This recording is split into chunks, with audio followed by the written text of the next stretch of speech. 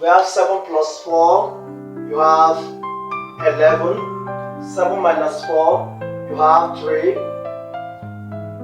We have 11 times 3 is equals to 33. This answer is wrong, it's not correct. For you to get the correct answer, apply BODMAS rule.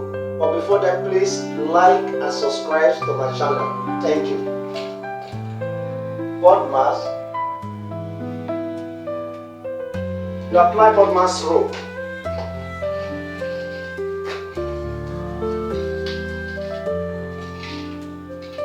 So the first priority here is the bracket. You start with the bracket first. This is what 7 minus 4. You have 3. The next priority here, there's no division, but there's multiplication.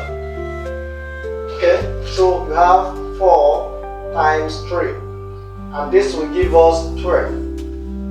Finally, we have subtraction. We have addition. So now 7 plus 12, and we'll be having 19.